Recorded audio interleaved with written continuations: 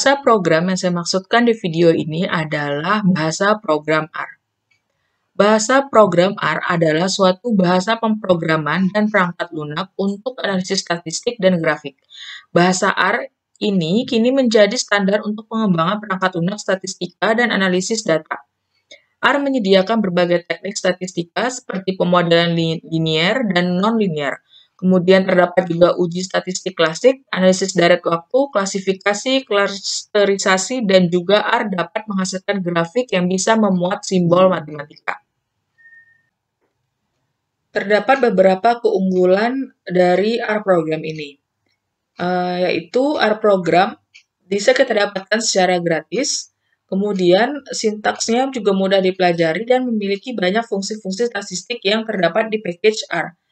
R efektif dalam pengolahan data dan fasilitas penyimpanan, karena ukuran file yang disimpan jauh lebih kecil dibandingkan software lainnya. R memiliki koleksi tools statistik yang terintegrasi untuk analisis data, di antaranya mulai dari statistik deskriptif, fungsi probabilitas, berbagai macam uji statistik, hingga time series. Tampilan grafik juga menarik dan fleksibel, bisa kita atur sesuai dengan kebutuhan kita. Kemudian, R juga dapat dikembangkan sesuai dengan keperluan dan kebutuhan, karena program ini bersifat terbuka. Oke ya, biar videonya tidak terlalu panjang, kita langsung aja mempraktikkan bagaimana cara penggunaan R. Sebelumnya yang kita butuhkan adalah kita harus mendownload terlebih dahulu program R dan RStudio untuk memudahkan kita dalam menulis coding nantinya. R bisa langsung kita unduh pada websitenya, yaitu r/project.org. Kemudian kita klik Run, lalu pilih MirrorCran yang negara Indonesia. Kemudian klik, lalu pilih Download R for Windows. Di sini saya memilih Download R for Windows karena saya menggunakan Windows. Namun jika teman-teman menggunakan Linux atau Mac, bisa langsung mengklik Download R for Linux atau Download R for Mac. Kemudian klik Install R for the first time. Lalu klik Download R for Windows.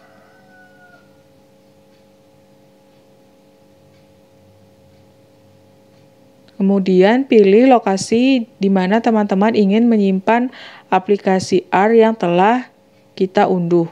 Kemudian klik Save. Ini adalah tandanya bahwa R kita berhasil di-download atau diunduh. Setelah kita mengunduh aplikasi R, yang selanjutnya kita harus unduh juga adalah RStudio. RStudio dapat di-download di rstudio.com. Kemudian setelah kita masuk ke websitenya, kita pilih versi yang free. Kemudian klik download.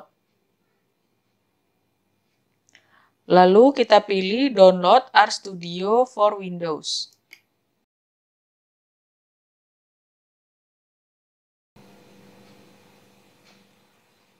Kemudian pilih tempat lokasi kita ingin menyimpan RStudio yang kita download. Saya menyimpannya di desktop. Kemudian klik Save. Setelah semua file telah berhasil kita unduh, tahapan selanjutnya adalah kita akan melakukan instalasi seperti biasa dengan cara mengklik 2 kali R yang telah kita download tadi. Kita lakukan install kedua file tadi, yaitu aplikasi R dan RStudio. Saya akan menginstal aplikasi R terlebih dahulu. Tahapannya seperti biasa, tinggal lihat saja. Klik OK. Kemudian next, next, next, next, next. Kita bisa membuat, jika ingin membuat R-nya menjadi desktop shortcut, bisa tinggal klik ini, dicentang aja. Kalau nggak mau juga nggak apa-apa.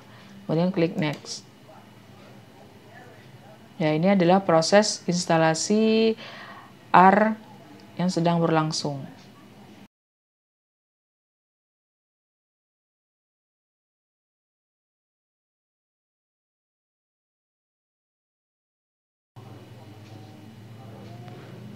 Ya, oke, ini proses instalasi R-nya udah selesai.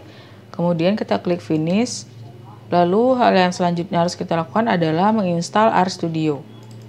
Dilakukan dengan cara yang sama, seperti kita menginstal R tadi.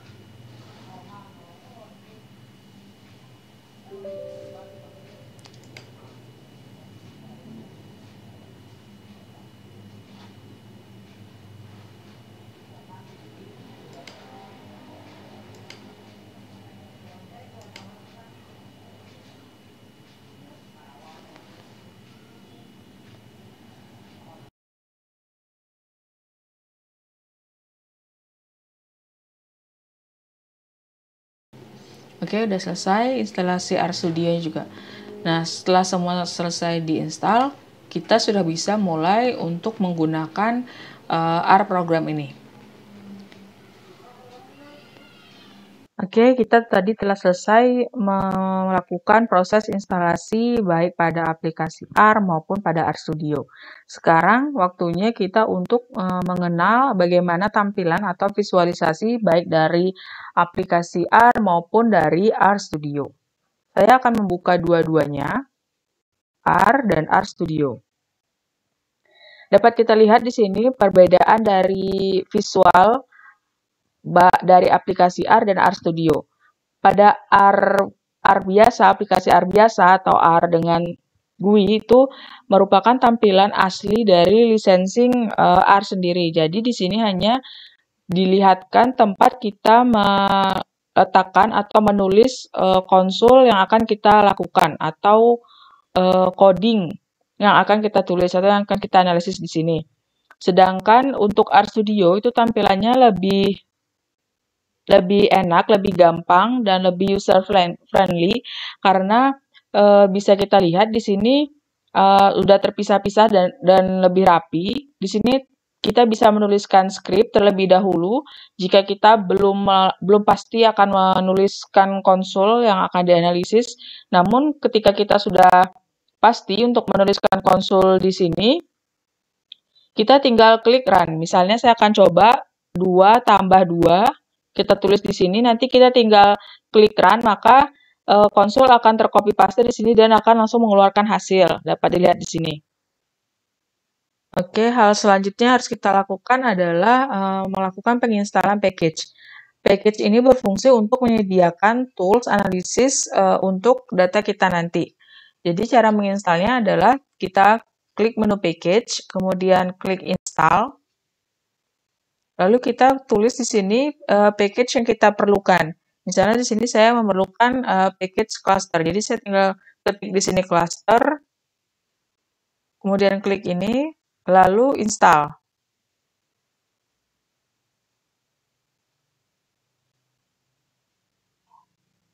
Oke, ini adalah tanda bahwa kita telah memasukkan konsol untuk menginstal package cluster. Ini merupakan proses kalau install package kita itu telah sedang berlangsung.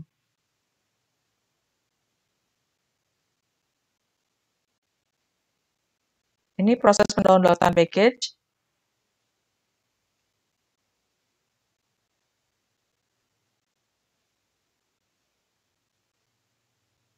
Oke, ini menandakan bahwa package kita telah selesai terinstall. Cara untuk memanggil package yang telah kita install atau yang kita butuhkan nanti adalah dengan cara mengetik library, kemudian tulis di sini cluster.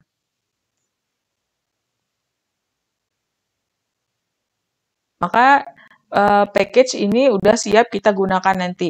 Atau lebih gampang lagi karena di sini udah ada list package yang telah kita install, kita bisa klik saja atau menceklis kotak ini untuk memanggil package yang kita butuhkan nanti. Misalnya saya nanti akan menggunakan barcoding R. Jadi saya tinggal klik di sini.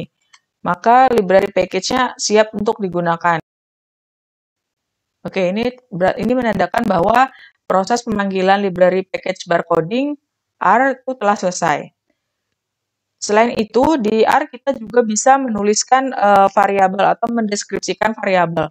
Misalnya di sini saya ketik kucing saya. Jangan lupa untuk menulis tanda panah seperti ini. Ini menandakan bahwa variabel yang akan kita deskripsikan adalah kucing saya. Jadi saya akan menuliskan kucing saya jumlahnya ada 3. Jadi saya tulisan 3 di sini.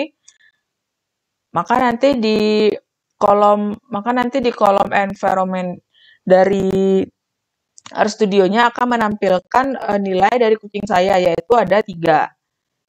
Hal yang tak kalah penting dalam menggunakan R adalah yaitu men-set di mana lokasi atau folder tempat kita menyimpan semua data kita.